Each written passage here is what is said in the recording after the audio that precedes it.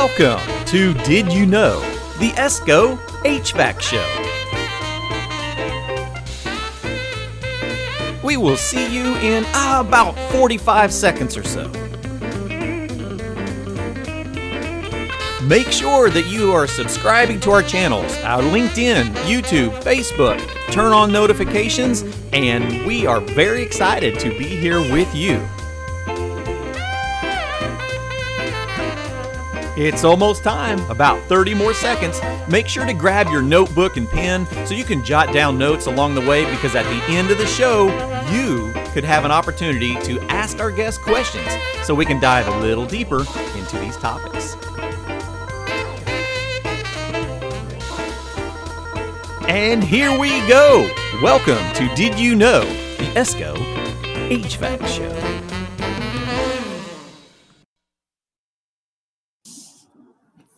All right, everyone. Thank you so much for joining us once again on Did You Know, the ESCO HVAC Show. So we're hanging out with our good friends over at Nu-Calgon, Dave Ferrone and Doug Gildehaus. How are you guys doing?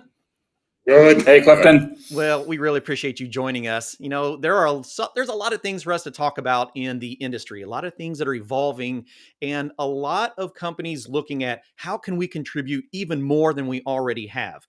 And Nu-Calgon's a prime example, right? If we think about Nu-Calgon, what are most people familiar with Nu-Calgon? Chemicals, right? A lot of great chemicals. It wasn't until just a few months ago, and I'm going through looking at different assets for the industry and different ways to help people be prepared for new refrigerants and new technologies. And I found the EcoPure line from Nu-Calgon, and I went, wait, what? R290 and R600 with our friends at Nu-Calgon. I need to know more about this. So I reached out to Dave, and here we are today. So Dave, tell us a little bit about how Nu-Calgon got into the flammable refrigerant sector. Well, yeah, thanks, Clifton. This is it's a little bit outside of our normal wheelhouse. Yeah. You know, we have a complete line of chemicals, but this is outside of what we normally do. And you know, we had some wholesalers and customers who are our primary customer here a couple of years ago, meeting with our executives. And one of them brought up the challenges they were having with sourcing R290. Oh, yeah, absolutely. That led us and our new product development team, led by Doug, to go ahead and start researching and finding out, you know, how to best support the industry. So work through our vendor channels, our vendor partners to develop the EcoPure line. We've got the 2 packaged gases, which we'll talk about here in a little bit, but also the 2 different tools, which are great options for technicians to use. You know, whether they're, you know, experienced or they're a seasoned veteran, or, you know, not very seasoned veteran. You know, we've got a great option for each tech. Absolutely. And also, while everyone is starting to join in, please let us know where you're chiming in from. I'm hanging out here in Brownsburg, Indiana, just outside of Indianapolis. Dave, where are you at? We're here in St. Louis, Missouri at our headquarters. Awesome. Fantastic. So yeah, let us know where you're chiming in from. We got Daniel out there coming in from Tennessee. And another thing that I want to point out before we dive too deep into our presentations today, we are running a really, really cool promo right now. So we are doing a sponsorship with True Tech Tools for the most influential instructor, which you guys would absolutely qualify for this. So everyone at Nu-Calgon, start doing some pinging for Dave and Doug on this. So what we're doing is at the National HVACR Education Conference, we are doing a promotion for we're going to be having shirts that will have all of our top 25 of the candidates that are registered as the most influential educator or trainers of the year. And we're going to do this. We're going to run it for about 30 days or so. And so we want everyone to make sure to go there and register for who has helped make a big influence in your journey in this HVACR industry. So, all right, selfless plug right there. Let's get back to education. All right, guys. Well, let's dive into hydrocarbons, because they are a absolute must for HVAC and refrigeration technicians to understand. If you're not currently working on systems that have highly flammable refrigerants, I would be prepared for that, because even the residential guys go, hey, really, in residential? And I go, well, there are a lot of things you may not be aware of.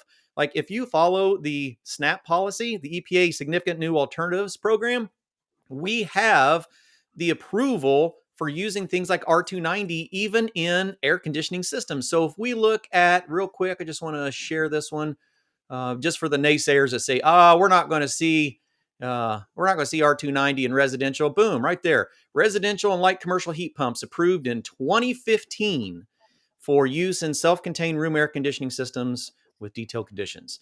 So we don't have them. I haven't seen any myself yet here in the United States. We've seen them abroad, but they were actually approved in 2019. Now, commercial refrigeration, they're everywhere. We had Lear telling us that they're converting all their ice chest over to 290. Manitowoc moving their ice machines into R290. Residential, we've seen R290 and 600 for a decade, if we didn't already know that. So we are moving into some very new refrigerants. So, all right, I'm pretty excited to learn more about this and the resources. So that's enough of me yakking. Let's spend some time with you guys. So, I think many people are familiar with us and Nu-Calgon and what we do, but we like to view ourselves as the value-added company. We've got factory direct sales force. We provide wholesaler trainings. We do road shows every year. We have trainings at our St. Louis facility here, 3 typically per year. We've got a great online resource with Nu-Calgon University. And, we feel like we have the most complete specialty chemical product line. So, yeah, that Nu-Calgon University, great source of getting continuing education credits, really great tool for people to learn all about the different products we offer. And like I said, this is a little bit outside of our wheelhouse and what we normally do, but we are excited about it. We think it's a great way for us to support the industry as it moves into something that is new to many people. So there's a lot of scared people out there going, boy, this is really scary. This is really challenging. And we go, well, everything is scary and challenging until we get educated about it. And then it just becomes standard. We've been through these transitions before. It's not really new. It's just, we just got to be prepared. Yeah. So, really, I think when we always talk about this, we like to start with where we've been and what, why we're going through this period. So Doug will take us through a little bit of that. Sure.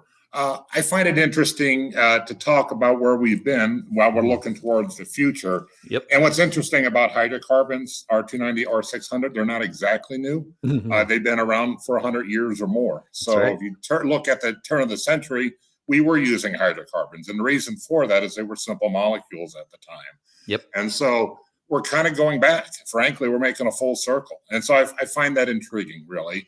If you look back in the 30s, R12 came along and R502 thereafter, R22, and early 90s, we got into HFCs, been doing those, been selling, obviously, HFCs for 30 years.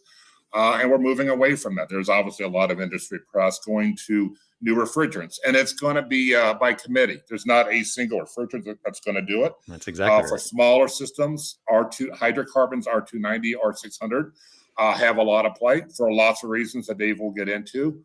You get into a little bit bigger systems, you're hearing a lot about the A2L refrigerants. Absolutely, tons of them. Tons of it in there, and we'll talk about here on the next slide or two. And then larger CO2, and then ammonia. Again, ammonia's not been new; always been there in that regard. So it's our naturals. It's natural, so it's the it's by committee. So it's not a single refrigerant, but it's going to be by committee. So I find that intriguing. You look at all the press with the phase down that things are really going to hit the fan starting next year with another 30% reduction off 2015 baseline. So each country has its own a trajectory on how to do that, but HFCs will be a little more scarce than they were this year because of the planned phase down. So absolutely. With that said, R290, R600, where they can play, will continue to grow. And so that's the reason for the discussion today. Switching gears, and we're not going to go through this chart. What I like showing here is kind of the buckets of thought. And so you look at refrigerants that we're leaving. We're phasing down the HFCs, the R134A, 404A, 410A. We're starting a planned phase out. And then you'll listen to the industry. There's a lot of what we would call transitional refrigerants. Yes. R44A, and in R449 for refrigeration. And even though it's new, it's kind of a transitional refrigerant. R32 Daikin's going to be using that. R54B, Carrier and others are looking at that as an A2L refrigerant for air conditioning. So they categorize that by GWP. And so, they're 600, 700, 500, GWP values. And so they're considered transitional. Now we can use the word transitional. It might be transitional for a long time. Yeah, exactly. So it's or could be short, but long window for air conditioning. Yeah. But you look at refrigeration, you get into, and really the topic of discussion today is R290, R600. They have virtually zero GWP, 3, almost nothing, and very low down there. So these are from an eco profile, they're very good, and from a performance profile, they're good refrigerants, great refrigerants. So there's a lot of plus side to that. So it's pockets of thought of there's where we are, some transitionals could be long, and where they want to go. It's all based on a GWP 150 to 300 being max, being more of a long-term play there. So anyway, that's why I wanted to show that slide. Oh, absolutely. You hear a lot of terms out there, certainly in recent years, A1, A2L, A3. ASHRAE has safety classifications for refrigerants and how they're listed. So the 134A, 410A, 404A, those are considered A1 refrigerants. So they are a low toxicity, no flame propagation. They don't provide any flame propagation. You hear a lot about the A2Ls. It's a low flammability. And so there's a lot that will come out of that in recent, more in coming years. With the R290, R600a, we're talking about, we call it an A3. So it has a low toxicity, but has a higher flammability. And so, and we'll get into that here a little bit. So that's the thing to be aware of. And it's all can be tempered with education. Just understand what we're dealing with. Oh, absolutely. And we'll do a shout out to everyone that is joining us. Cody, thank you. Alberto, Okarike, thank you so much for everyone hopping in here and letting us know where you're at. Sharefgan, thank you so much. And hop in here. Mike, Paul, let's keep the conversations going. Really, we're here for you all. It's not like we're here just proclaiming the new news. We're here to share it with you. We're here to bring you into our community so that we all can get through this together. And so we can embrace this change. And you see what we're doing, don't you, everyone? We're bringing in the top industry educators and instructors. Whatever the topic is, we go out and we find the best people for it and we bring them to you so we can have this community. So we can all talk about these things positively and professionally. Ryan, thank you so much for hopping in here, Grand Rapids. So, sorry, guys. I just want to make sure that everyone knows how inclusive and how much we enjoy having everyone joining in from all over the world today, which is even better. That's great. That's great. The next slide really is just a continuation of what we just talked about. So really the refrigerant segment is evolving, right? It continues to change as we go. So you'll see a lot of news with the HFC, HFO blends that are out there. And for refrigeration systems, long-term wise, you're looking at GWPs of 150 to 300, depending on the size of the equipment and or application. So those are long-term values. Those are targets we're wanting to hit. So if you look from a long-term perspective, planned mainstays, ones that are going to be here long-term. Systems that are here for a little while. Exactly. Ammonia, industrial, process cooling, large applications, industrial, carbon dioxide, CO2, refrigeration, subcritical CO2 applications. We're talking R290, 600A for smaller systems. And there's some ones down the road, HFC, HFO blends that have low GWP for supermarket refrigeration. We'll look at as well. So those are all, then there's some automotive applications. So what's interesting with air conditioning, before we get back into refrigeration, with R32 or 404B, those have higher than 300 GWP. So technically they're a transition. I'm not sure, what that really means. It's a long-term transition, but they have a higher 500 to 700 GWP in that regard. So. And there's going to be some areas that are already saying they're not even going to allow that. Some states, some jurisdictions, we've got the technology transition rule coming through with the EPA. All of these things could be expedited. And so when we send out these reports and then we send out these newsletters and we put out these blogs and posts and people go, oh, well, I see where we're talking about doing that over the next 13 years. And we go, well, that is like one of the pieces of legislation.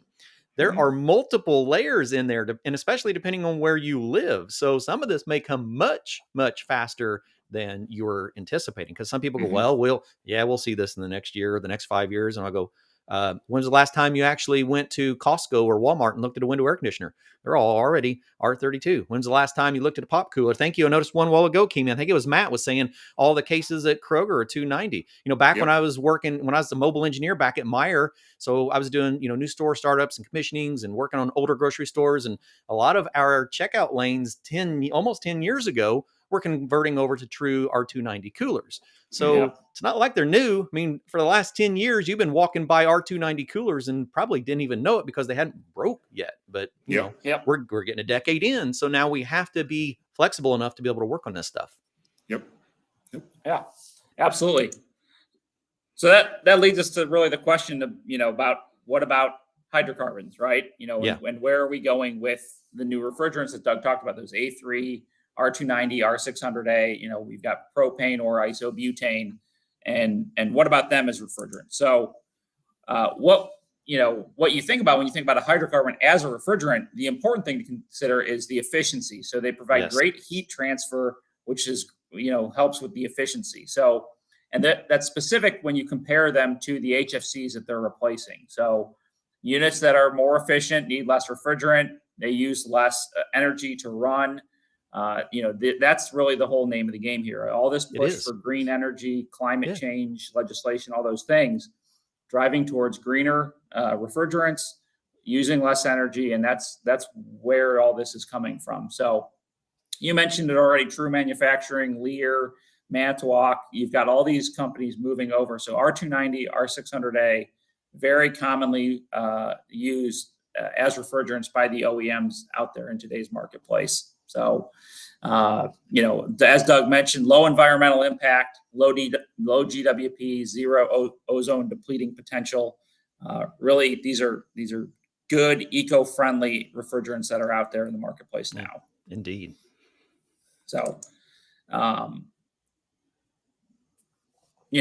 you got to consider what's different about them. As Doug mentioned, Right. they're flammable. That's the thing. They're not toxic, but they are highly flammable. So they fall into that A3 category.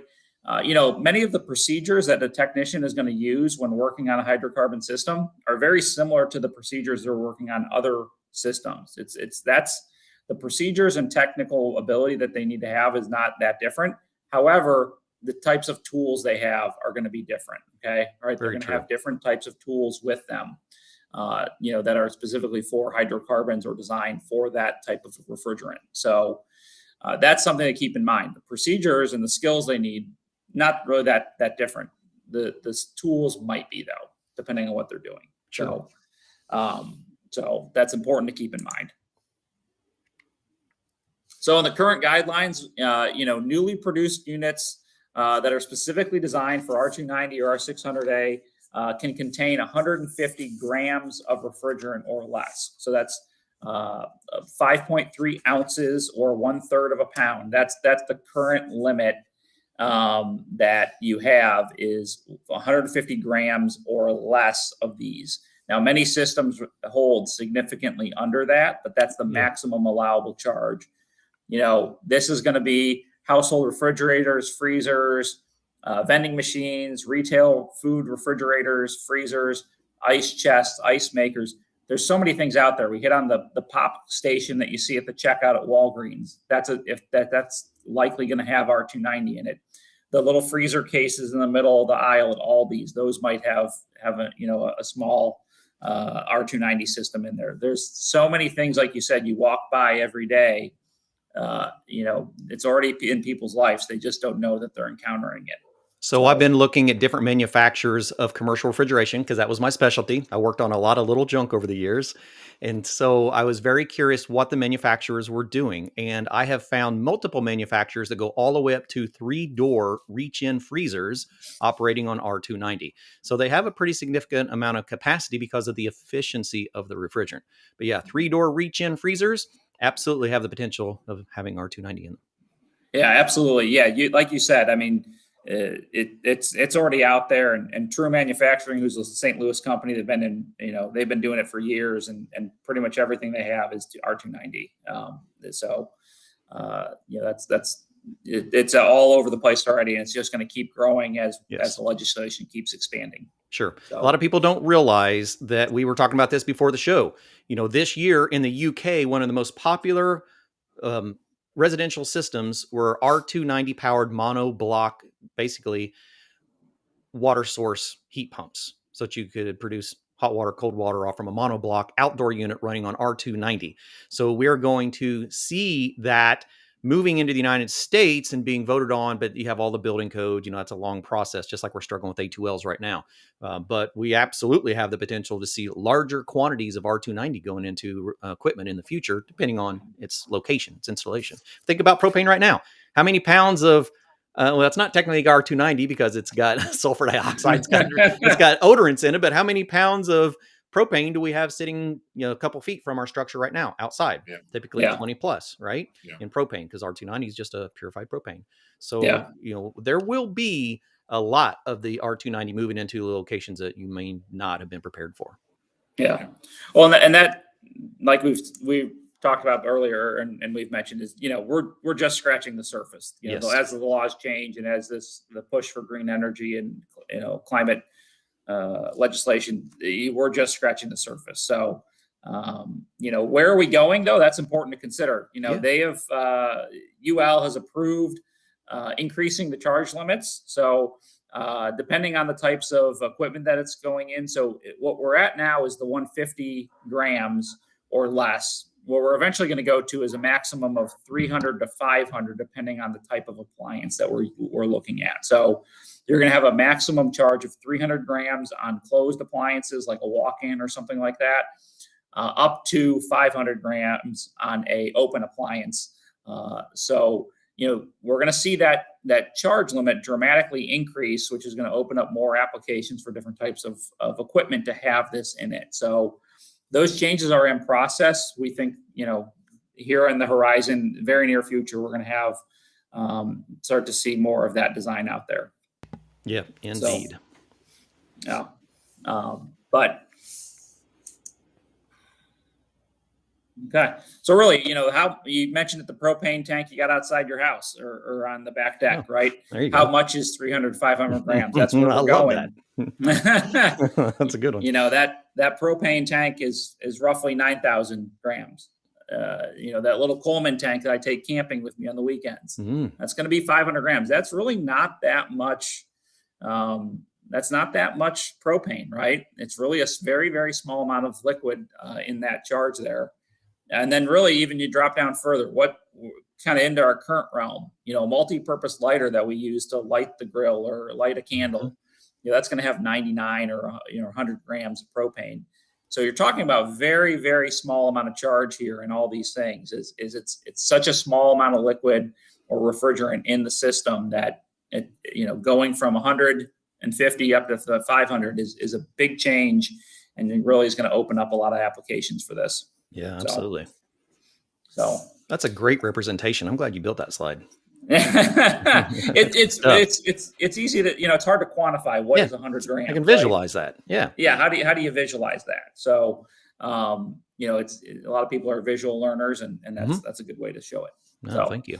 So Doug will talk a little bit about some of the components in the systems that we see here, and kind of what's different about them, what's not. So. Sure. So a number of things will change, a number of things will stay the same. What you'll notice with R290 systems, they're going to be placard that's R290. They're going to let you know. Highly flammable. Highly flammable. So this is R290. So you'll have lots of warning walking up to the system that something's different. That it red sleeves on all the process tubing in the service areas. And that's right. A lot of designations. Lots of designations, a lot of advisements. So you'll see that. A lot of things will stay the same or close to your evaporator, your piping, your filter dryers, your capillary tubes. None of that will change. I'm trying to see that slide. And then in regards to, bear with me here. In regards to, TVs, expansion valves, if those systems are equipped with that, You might have a charge, the thermostatic element charge might be a little bit different. That's, designed for R290, but I mean, it's the same valve outside the power head of thermostat. Still a metering device. Just different still pressure a metering on it. device. Still a metering device. So very, very minor differences. The big thing is electrical components. Exactly. They got to be, enclosed, and they can't be an ignition source. That's going to be, anything electrical. There's where the big changes will be with R290 and R600 for obvious reasons. Sure. In that regard. So. And just again, more on the components and compatibility. Obviously, the compressor must be designed and clearly labeled that it's for R290. The condenser and evaporators metering devices really are the same. In regards to lubricants, really with R290 or 600, it could be either or, polyester or mineral oil. Yep. Either one works, frankly. What I gather is a lot of the OEMs are still maintaining polyester because it is a synthetic, sure, a very robust lubricant. Got a lot of experience with it. Yes, so, a lot of stock of it as well. Exactly. Exactly. So I think a lot of people, OEMs are maintaining that, but it doesn't have to be that. Sure. From a technical perspective.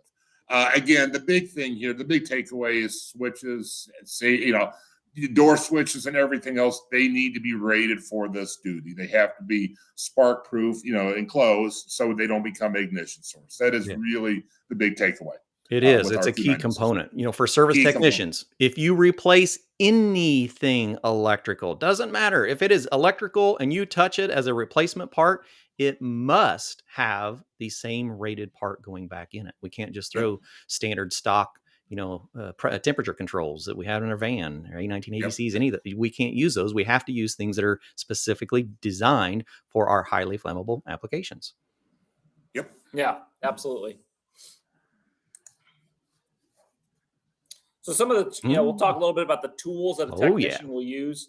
Really, and that's the important thing. That's the thing that might be different is technicians need to have tools that are designed for, acceptable with, or certified for flammable refrigerants. Right. This is where some of that danger is present. That's similar skills, similar tools, but they need to be designed specifically for hydrocarbon. So things like your recovery machine, a gas monitor, a vacuum pump, really keeping in mind anything that could represent an ignition source, like we just talked about, switches, anything like that. Safety is paramount. We want everyone to go home safe every day. Protect our customers, protect the company we work. Protect everybody in the food chain. So safety is paramount, and that's one of those things we always got to keep that top of mind. So we're using proper tools for the job we're doing, and that's important to remember, especially with something that is a flammable gas. Like you mentioned, doesn't have the odorant in it that you do in your propane that you have on your barbecue grill. So really, if someone's not familiar with what they're working on, what they're doing, there presents some safety concerns, and just keeping that in mind. So, and very important to read your manufacturer's installation and service instructions for every piece of equipment, because you're going to find with a lot of these highly flammable refrigerants, we're now into the exempt from recovery, right? So we're doing a release of refrigerant versus recovery, but we are starting to see equipment slowly trickling into the industry that is rated for A3 recovery. There are some that are compressor powered, and there are some that are really just vacuumed canisters for holding the refrigerant while you're doing repairs. So you want to make sure that you're following your manufacturer's specifications for those pieces of equipment and the areas that you are working on these in. Yeah, and that's exactly right. The hydrocarbons are an exempt gas. So the first thing we talk about is refrigerant recovery. So there is no such mandatory law that a technician must require the refrigerant when working on this. So, that presents a safety concern, right? So, if you are not going to recover the refrigerant, you need to keep in mind, removing the unit to a safe area or outside of a flammable zone, or, ensuring that you have more than adequate ventilation so that any release does not present a fire hazard and cause some sort of accident. So again, safety is this is one of the things we hit home in our wholesaler trainings is safety is almost the most important part of this whole thing, is that these present a danger and we need to be safe. So exactly. If you are going to recover the refrigerant, use a recovery machine designed for hydrocarbons. Normal recovery machines might have should not be used due to sources of ignition, switches, pressure controls, relays.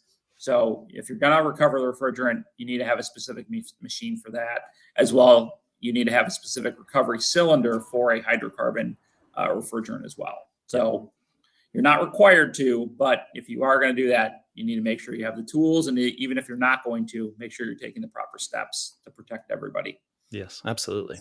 So as well, then the next thing would be the gas monitor. Combustible, a non-odorized combustible gas or flammable gas. Gas monitor should be the first thing turned on before entering the work area and the last thing turned off when done working with flammable refrigerant. So absolutely. You can't smell it like people think propane, they think they can smell it. Right.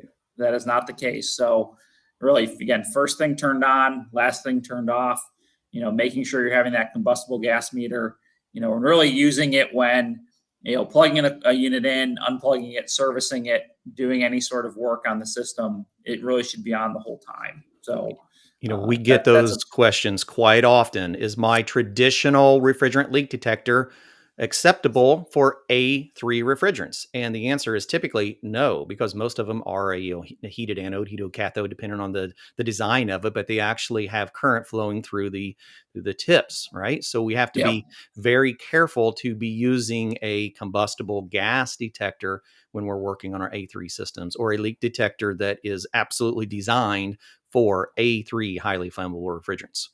Yeah. That you hit the nail on the head there, Clifton. So, and the last tool to keep in mind is vacuum pump. Normal vacuum pumps can be used outside the flammable zone. However, again, just keeping things in mind, it is best to have a specific pump when you're looking at hydrocarbons. That is is the best practice. But if you had to, you could use it as long as it's outside the flammable zone. So, and we've seen a lot of our tool manufacturers really stepping the game up in this arena here just in this last year as well. So we are starting to see a traditional equipment that is being recertified and reconstructed for A3 purposes. Yeah, and it's just important to make sure you're aware of what you're working on and aware of what your tools are capable of, and that's just taking care of everybody in the food chain. So, exactly. Good yeah. stuff. Yeah. So this gets us a little bit into what we have and what Nu-Calgon offers to help the technician and the end users and people who are working and encountering this actually on a servicing level or owning equipment that might have this. So Doug developed the EcoPure line a couple of years ago. Like I said, a wholesaler was in our building, said they were having people ask for this, had issues getting it. So we developed this through our vendor partnerships. You've got R290, which again is your refrigerant grade propane, or R600a, which is your isobutane. Something we really think is important is that all of our gases that we provide meet the AHRI 700 standard for 99.5% purity. Every batch that's produced has a certificate of analysis that certifies that purity. Purity is important. As purity goes down, efficiency or energy efficiency is going to go down. You're going to consume more energy. That you're kind of going to nullify some of the benefits of having a good gas or refrigerant in there. So, we're really proud of this purity standard, and we believe it's something the industry should be mindful of. And if you look at many of the manufacturers, they specifically state something that is pure, on the in their manufacturer's guideline for service requirements. Yep, exactly. So, and again, we talked about it before, but non-odorized. The odorant would affect the purity. So it's a contaminant. It's a contaminant. So your R290, your R600a meeting that 99.5% purity standard. As well, we've got why did we pick EcoPure as the name? It's EcoPure, eco for refrigerant, environmentally friendly, pure for the highly pure. Some of the products on the market say the refrigerant grade propane, but don't ever put the purity standard on the can or anything like we do. So as well, we've got two tools for the technicians. We've got a charging system, which is that case in the middle there, which is a integrated scale for someone who might not have a gram weight scale already. And then Exactly. we've It's a got big the deal. Yep. And that's the thing is that when you're talking about, it's kind of skipped over this earlier, but when you've got a 150 gram charge, Right. you have to critically weigh it to the gram, right? Think about how critical that is, right? Yeah. Look at that lighter and go, all right, this is how much we're using. How much can I Yeah. be off? None.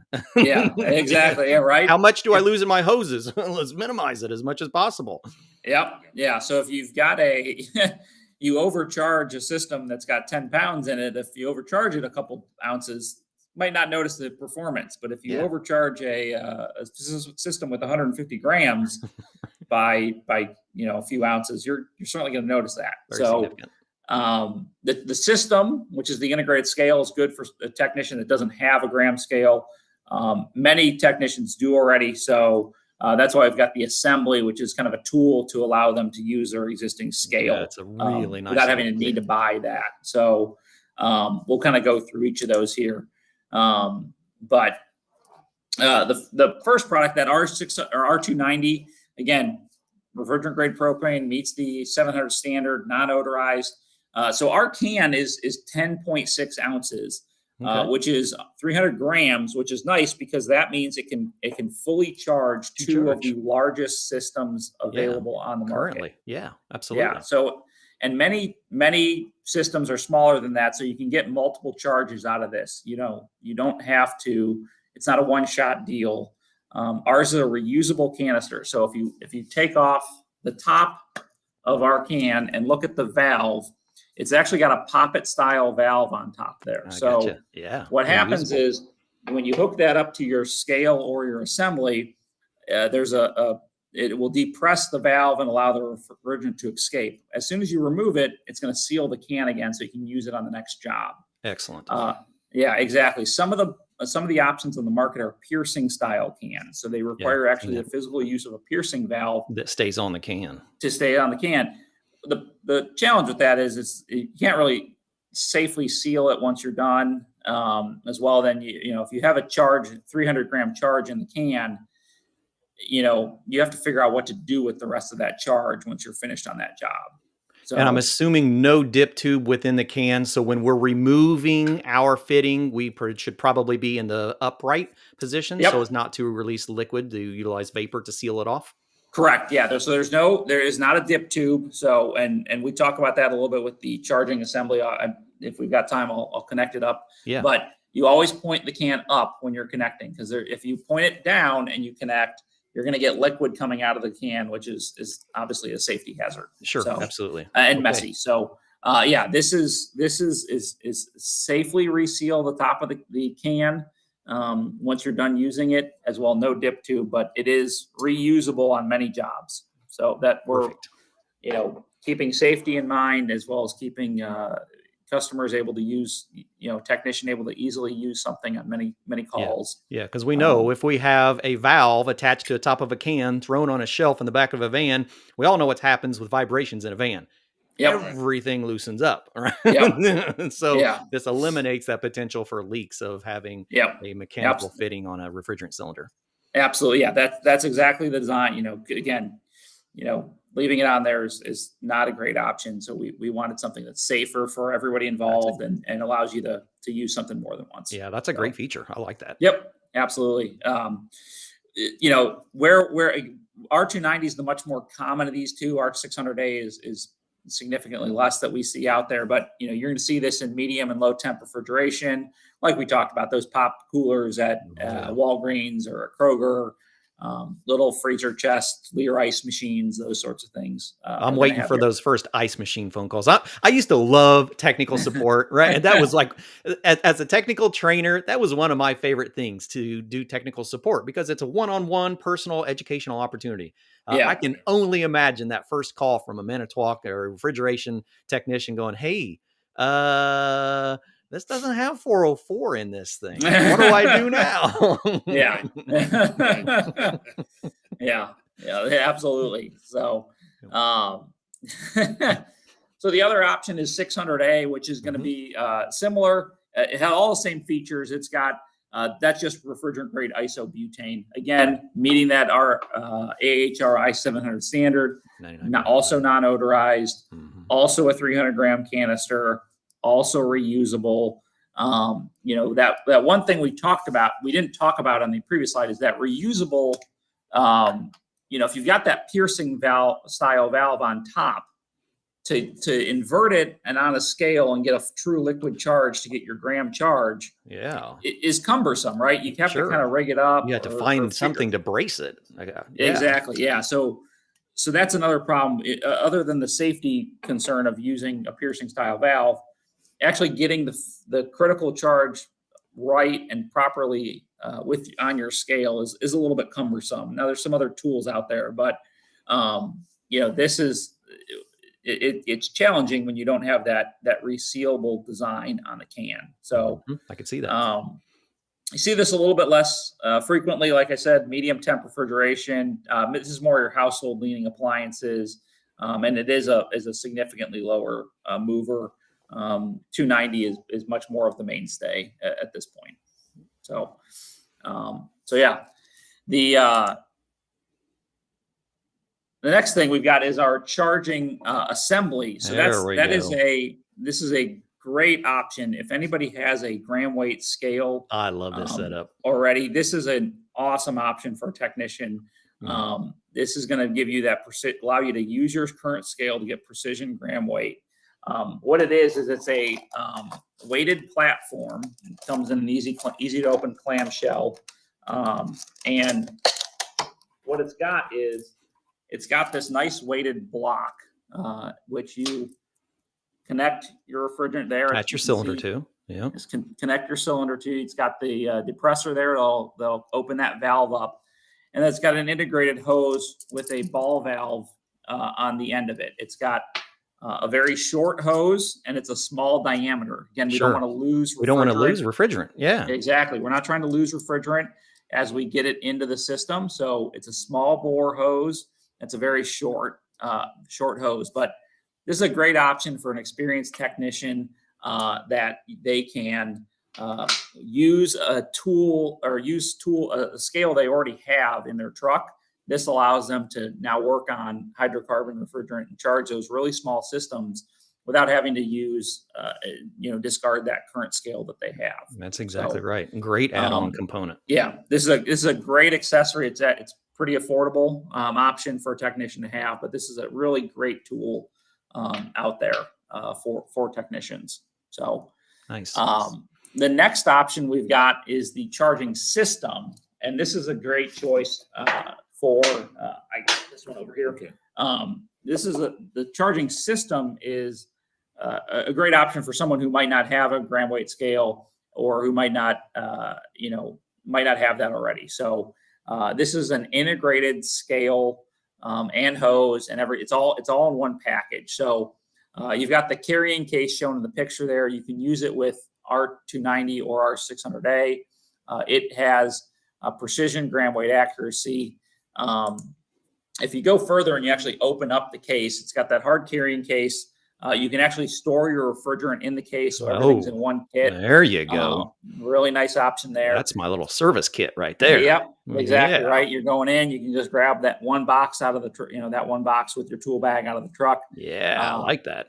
The canister is not sold in there. That would change the DOT specs on the package. Oh yeah, how it's shipped. True. Right. But so they are sold separately. But BYOR, bring your own refrigerant.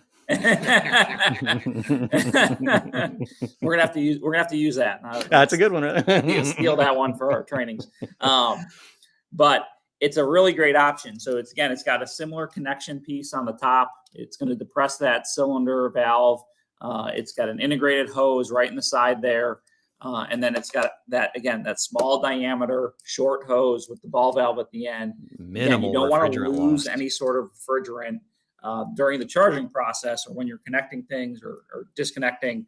You want to lose as little refrigerant as possible because, again, you're working with very small charges here, something that could be dangerous. So, this is a really nice tool for technicians who might not have that scale already. So super cool setup. Yeah, very, very cool setup. So, some additional charging tips. These are things that are important to keep in mind. Follow OEM guidelines, instructions, right? Consult their service manuals before work. That's very, very important, right? If you're not familiar with the equipment, a couple minutes of research are not a terrible idea, right? So right. Keep everyone safe. I have this amazing thing called the internet out here. Yeah. Just make sure you're using reliable, trusted sources. Yep. That's all that we ask. The OEMs do a great job, really. That's exactly right. One thing that's awesome about the internet is you can find manuals almost anywhere online. You can type in a model number and you can find the manual for that piece of equipment, and it's great to consult that as you're working on those. So, and we hit on this earlier, but it's really, it could not be more important to weigh in the charge precisely. Gram weight measurement is a paramount thing, and it should be, really the most important part of this thing is other than safety is properly weighing the charge in. Over or under charging will greatly impact performance. So that's super important. And then, again, we also talked about keeping the canister upright. You want that canister pointed up when you're connecting that charging assembly or the system to the canister. Keep it pointed up. Otherwise, you're going to get a liquid leak. Mm-hmm. So really important. Just follow all the guidelines, all the guidelines from the manufacturers as far as the OEMs and parts to use, how to charge the system. Those things are just absolutely very paramount to do. So, that's the other thing. The last safety tips we talk about are, these don't require an EPA certification, but it certainly is encouraged that any technician working on this, and we get this request periodically, is training. Techs who are working on these systems should go through some sort of training first. And keep in mind, monitor, ventilate, and eliminate. So, turn on that gas monitor before entering the work on your area. way in. Yeah. Yep. Don't turn it off until you leave. Okay. Is there proper ventilation in the system? How are you ventilating? Do you have enough ventilation or adequate ventilation in the area? And then eliminate. You have to turn off or eliminate all ignition sources. Some of these are in, commercial kitchens. Yeah, confined spaces. Yeah, confined spaces. There's lots of ignition opportunities in a commercial kitchen. So, really keeping those three things in mind: monitor, eliminate, and ventilate. Just keeping that in mind as you work is very important. Really, and then just the canister storage, even just storing that, don't keep it connected to the device. Keep it, out of direct sunlight. Don't, leave it in a parked vehicle where it's going to exceed 120 degrees. There's, again, we kind of hit the nail already enough, but it's safety is important with this. Protect everybody and who's working on these things. So definitely, canister storage plays a part in that. So, and then really the last part is there's resources out there. If you look at True Manufacturing or Lear, you go to their websites or YouTube channels. They've got tutorials on those sources specifically on those pieces of equipment. Exactly. True Manufacturing, they've got a specific, charging and recovery. They've got a good training module on their YouTube channel. And Bracco, Copeland have some training information available. So there's lots of the OEMs are really doing their part to support the industry. But there's also some other trade groups out there. North American Sustainable Refrigerant Council has some training summits coming up. Yes, they sure do. 3 of those coming up in November and then next year. So there's the industry as a whole is really doing a lot to actually to support and educate people, because this is going to become such a big thing for the industry. And there are so many safety concerns, and it is such a change from what we've got before. It's a really, we're all trying to do our part to support. That's really what it comes down to. This is a community. This is a bunch of industry professionals that come hang out once a week and go, there's a lot of things to talk about. There's a lot of change. There's a lot of transition. There's a lot of stress. There's a lot of things to overcome. But if we provide ourselves with the proper resources and we make sure that we have the connections to the correct education, just like everything in life, we overcome because we educate. Yeah. So tell us a little bit more about the Nu-Calgon University, things that you offer there as well, because this is a piece of Nu-Calgon, but there's a lot of things that you offer for training for professionals within our industries. Yeah, absolutely. I can't remember how many classes are on there now, but there are classes on just about everything we offer, whether it's coil cleaners or indoor air quality or water filtration. Flush and total system protection. There's a host of classes. I can't remember the exact number, but there's just I seen a lot when I was skimming through it. There's some really good stuff in there. Yeah. There's a wealth of information on there to educate consumers, wholesalers, sales guys, technicians. It's a great opportunity to get kind of a basic understanding of what we offer in all those different categories. And that's a really great tool. You can do it online, do it on your phone. It's a great option for the industry to use. I know when I started at the company, I'm fairly new to Nu-Calgon, but I went through them all, and it's just a great crash course in everything that's out there. So excellent. Now, we still have quite a few people out there. Anyone have any questions that they would like to ask while we're here, or do you need connection points to get more resources for Nu-Calgon? You need to find your local reps, because we have Nu-Calgon with us. So if you have questions about Nu-Calgon, let's take the opportunity to learn a little bit more. And are you guys going to be at the National HVACR Education Conference in March? I'm not. Yeah, I said I don't believe I will be there. I know one of our national trainer from Alabama. I know Ben Pasquinelli has usually gone in the past. Mm-hmm. I imagine you'll be there. I'm speculating here, but I would imagine he'll be there again. He does he's big into education and working with the trade schools and things in the industry. Yep, the industry. So I would imagine Ben will be there representing us. Fantastic. So for anyone interested in that, make sure to grab a picture of that. Go see us at escogroup.org. Select the, see that one, it doesn't go directly to the conference. You go to HVACR and then you go to the conference. But that QR will take you directly to it. But definitely go to escogroup.org and learn a lot more about the things that we have going on here at ESCO and with the conference. And yeah, you're right, BB. We really appreciate you.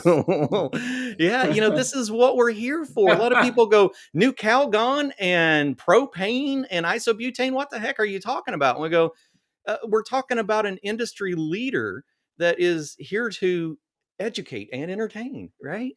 I mean, and so that's what we do. We come together and we have fun talking about change, as we should. These are difficult topics. It's difficult to look at a topic and go, this is nothing like what you're used to working with, and you're going to encounter it.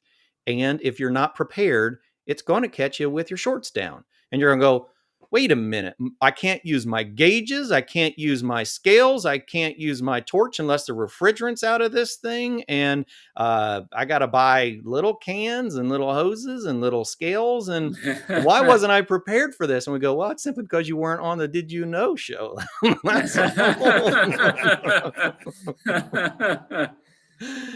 So, well, let's make sure that we plan some follow-up conversations. I would love to do some deep dives into proper chemical selections, because remember, we've got a technology transition we're going through as well. We're going to see more microchannel stuff. We're going to see a lot more aluminum. We're going to see a variety of compounds. I just had someone send me a bunch of information on steel line sets for residential applications, and I went, all right, I guess I better dive a little bit deeper into these. So there's a lot of things for us to talk about. And man, we're grateful that you guys joined us today. This is a lot of fun. Oh, yeah, we're happy to be here, and we're happy to help any of our customers anytime. And these trainings and this education is such a big part of who we are and what we do, and we're happy to do our part, and it's great to have the opportunity. Excellent. All right. I think we're winding down. So got people out there in the audience. We appreciate everyone hanging in there with us. And we look forward to seeing you. And if you have topics that you want covered, just let me know. See Beck at escogroup.org, and we'll make sure that we get the right people here for you. So yeah, Dave, Doug, thank you guys so much. All right. And we'll see Thanks, Dustin. everyone. Thank you. We'll see you all next week on Did You Know, the ESCO HVAC show. And come back and watch these on YouTube and on the website. Tell everyone about these, because this is it's education for you. See you all. Great. Take care. See ya.